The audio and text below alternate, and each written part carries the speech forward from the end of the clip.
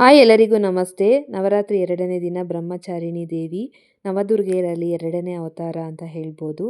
ನಮ್ಮನೇಲಿ ನವರಾತ್ರಿಗೆ ಹೊಸ್ತಿರು ಪೂಜೆ ಮಾಡಿಕೊಂಡು ಆನಂತರ ತುಳಸಿ ಗಿಡಕ್ಕೆಲ್ಲ ದೀಪ ಹಚ್ಚಿ ನಾನು ದೇವ್ರ ಮನೆಗೆ ಹೋದೆ. ದೇವ್ರ ಮನೇಲಿ ಇವತ್ತು ವಿಶೇಷವಾಗಿ ಹಸಿರು ಬಣ್ಣ ಆಗಿರೋದ್ರಿಂದ 2ನೇ ದಿನ ನವರಾತ್ರಿ ಆ ಬಣ್ಣ ಹಸಿರು. ಅದರಿಂದ ನಾನು ಅಮ್ಮನವರಿಗೆ ಹಸಿರು ಸೀರೆ, ತುಳಸಿ ಹಾರ, ಹಸಿರು ಬಳೆಗಳಿಂದ ಈ ರೀತಿ ಎಲ್ಲ ಅಲಂಕಾರ ಮಾಡಿಕೊಂಡೆ. ಮನೇಲಿ ನಾನು ಅಮ್ಮನವರಿಗೆ ಅಲಂಕಾರ ಮಾಡಿಕೊಂಡು ನೈವೇದ್ಯಕ್ಕೆ ನಾನು ಬೆಲ್ಲದನ್ನ ಮಾಡಿಟ್ಟು ಪೂಜೆ ಎಲ್ಲ ಮಾಡ್ಕೊಳ್ತಾ ಇದ್ದೀನಿ. ಪೂಜೆ ಎಲ್ಲ ಮುಗಿಸಿದ ನಂತರ ಮಹಾಮಂಗಳಾರತಿ ಮಾಡ್ಕೊಂಡು ಕೈ ಮುಗಿದು ಕುಂಕುಮಾರ್ಚನೆ ಮಾಡಿಕೊಂಡೆ.